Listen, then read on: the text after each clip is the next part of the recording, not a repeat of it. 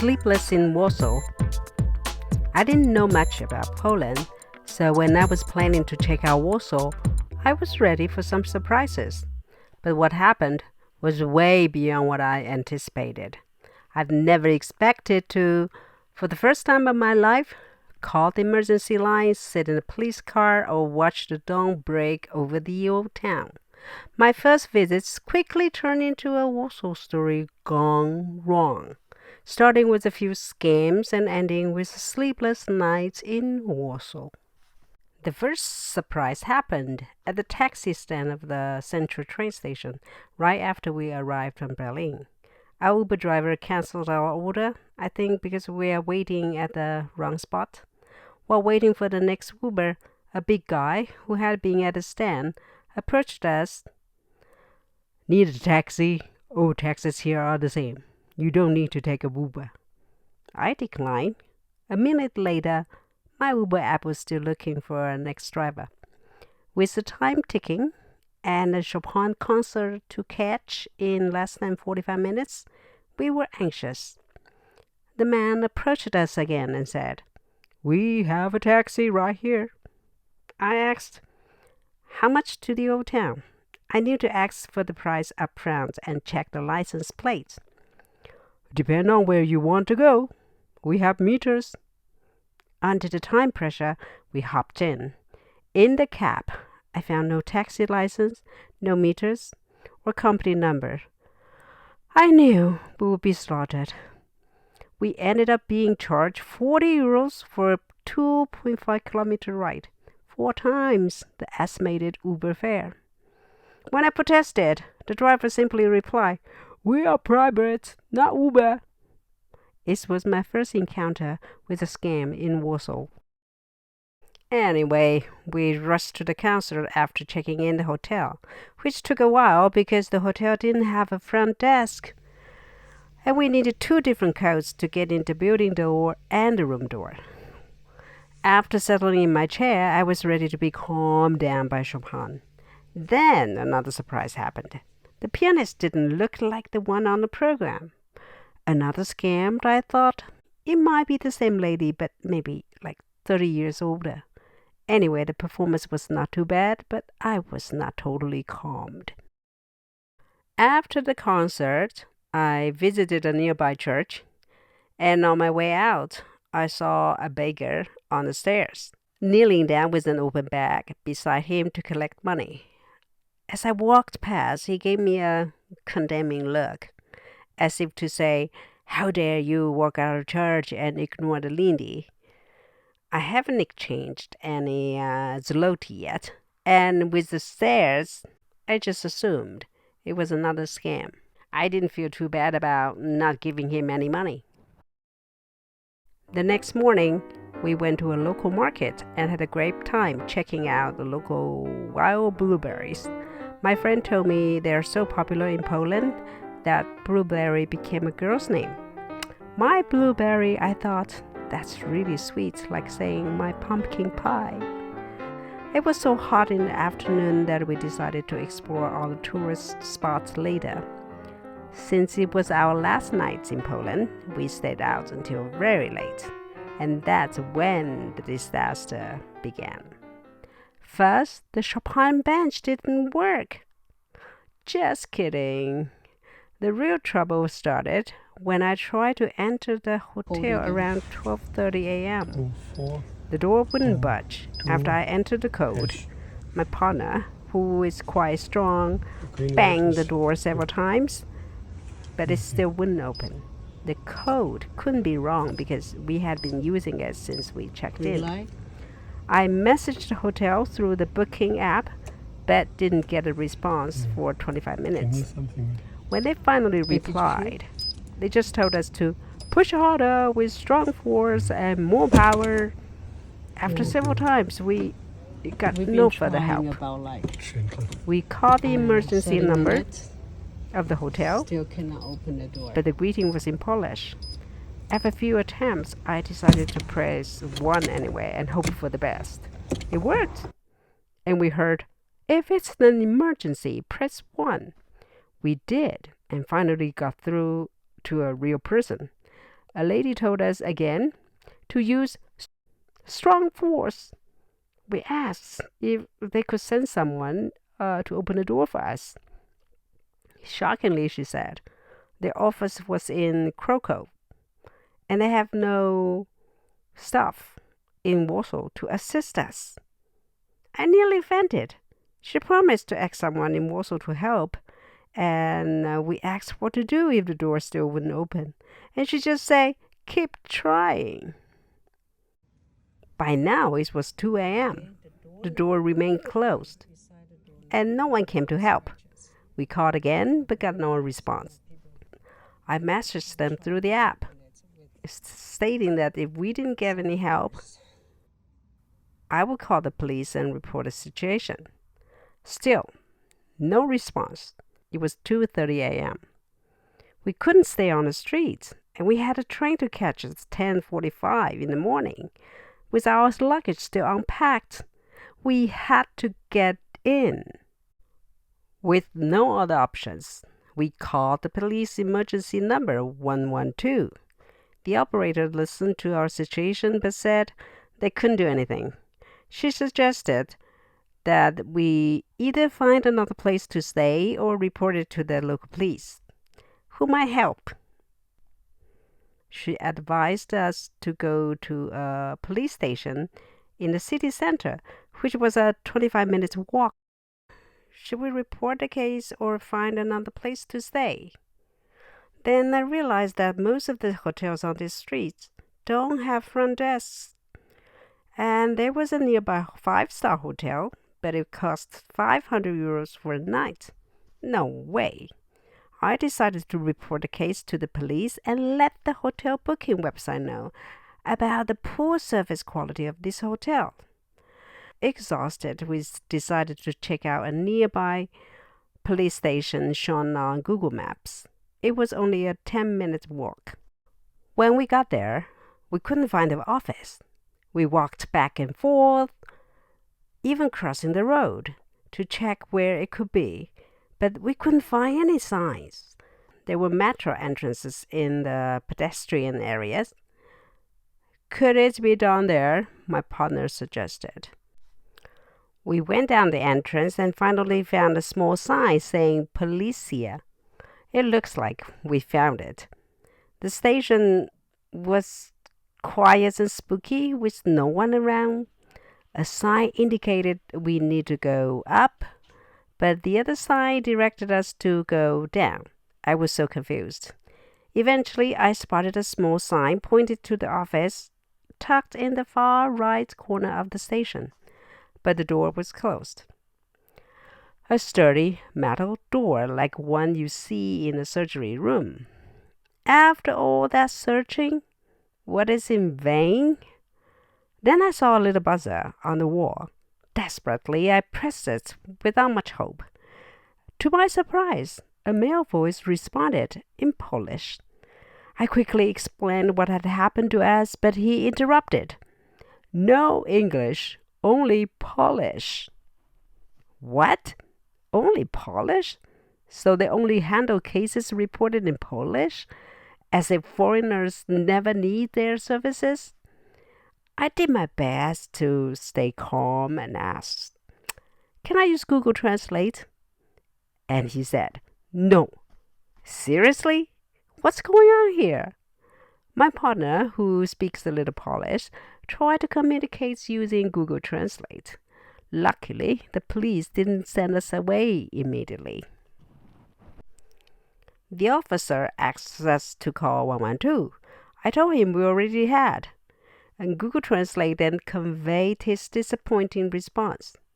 We won't help you here with entering the hotel. This is an underground police station. I asked then which station we should go to, and he directed us to the one that the emergency line had already mentioned earlier. No way! After all this, we still had to go to the station that was 25 minutes away. It was now 3:15 a.m. We decided to take a taxi there. Oh, no. No taxi. Not this time. We called an Uber. and it seemed like history was repeating itself. The first Uber kept us waiting, so I canceled it and called another one. Finally, the second one worked, and we got there. It was so dark, and it took a while to spot the police office sign. We walked up a stairway and found what looks like a entrance. Is the office open? The police should be open 24/7, right? Anyway, we found a buzzer on the wall again, just like before, and I pressed it. This time, English was okay. I explained why we were here, and soon a big, tall, strong man came out. He listened to our situation, and he looked at my partner. Just kick the door open. Smash it if you have to. You are a big guy. You can do it. I said, really? Can we do that? No legal issues? I'm afraid the hotel would sue us for damages. He paused for a second and then said, get a locksmith to open it and send the bill to the hotel. Can we get a locksmith this late? I asked. They're open. We have some locksmiths who works with us. I started to think maybe this could work. Then he asked, what's your hotel? I showed him the hotel on Google Maps. I know this hotel, he said. He then opened the door and invited us to sit in a chair beside it. I noticed a big reception desk in front of us. He vanished into the room behind the desk without telling us what he was going to do. So we waited until 3:36. Then 2 young police officers came out and asked us to follow them to their police car. They opened the door for us and took us back to the hotel. I thought, the policemen here are so nice. This is my first time in a police car and in Poland. Everything sounds so surreal. When the car stopped, I realized I couldn't open the door by myself. How would I know? I'd never been in a police car. As we got out, I saw the sky beginning to lighten with dawn. Full of hope, we led the police to our hotel. The officers tried to open the door, but they couldn't either. At that moment, I really wanted to tell the hotel, you should have trusted us. The door truly can't be opened. By the way, that's a really good door. Nobody can break in, not even the police. The police managed to call the hotel. After the call, they told us, we can't do anything now, but someone should come in 30 minutes. If not, call this number. It was the number for a locksmith. It was now 4:10 a.m. After waiting for 30 minutes, no one showed up. We called the emergency line again, but there was no answer. We realized that all our efforts so far had been in vain. It was almost 5 a.m. Should we call the locksmith? My partner looked at the building and noticed that it was a big building, with part of it being the hotel and the other part a breakfast cafe. There might be a passage connecting the 2 parts, allowing us to access our room through the cafe. It sounds good, but the cafe was set to open at 8 a.m., which meant we needed to wait 3 hours or less, as the staff would likely arrive earlier. If we called the locksmith, it might be faster, but we weren't sure if the electric lock would be easy to crack, or if there would be more trouble if the lock was damaged. All I could do was sit by the doorway and pray, hoping some other hotel guests would come down and open the door. Maybe someone with a baby or a dog that needed a walk. By 5:30, no one had come down. A drunkard staggered toward us and asked for money. We ignored him, and he tottered away. A few early risers passed by on their way to wherever they were going. Birds were up early too, chirping and looking for crumbs around us. I even fed one with my leftover nuts. I'm gonna call you Charlie.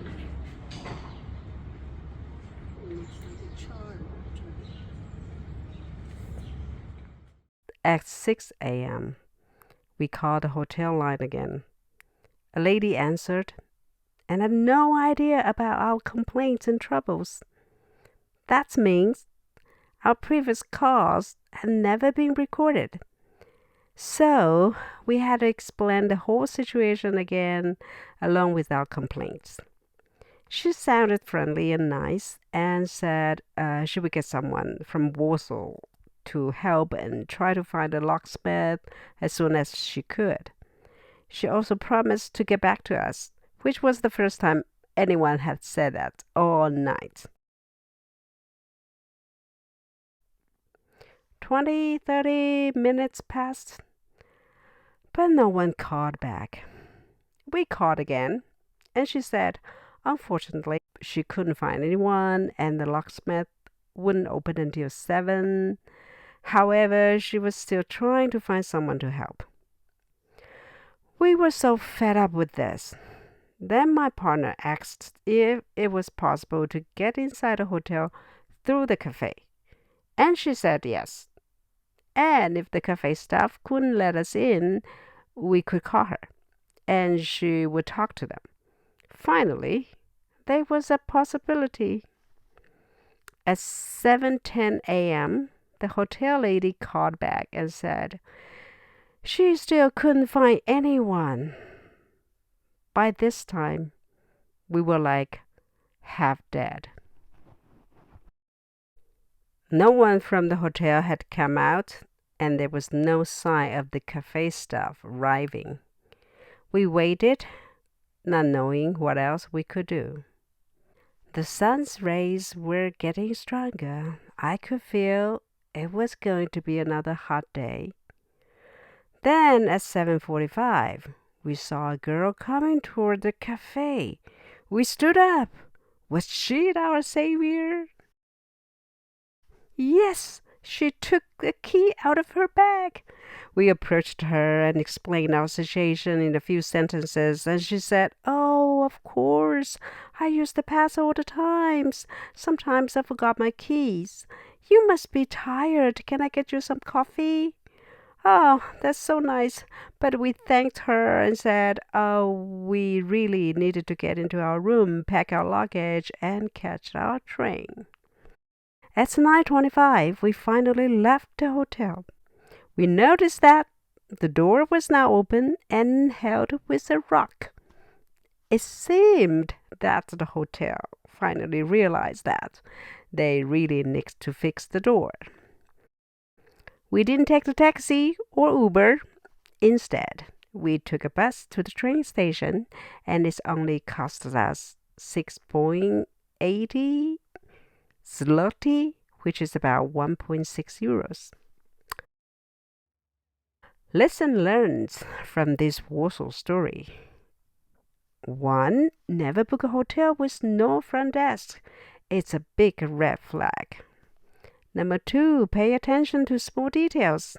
Before us, we accidentally helped 2 groups of people getting in the hotel while we were going out. They complained about how difficult it was to open the door. That's the red flag number 2. Number 3, never take a taxi without checking the license number.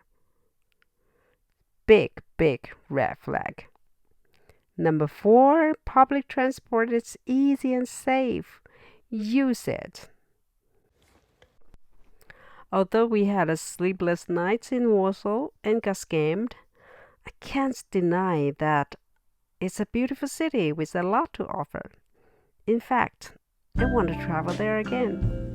But this time, stay in a star hotel with a friendly front desk to help us. Good luck if you are going to Warsaw.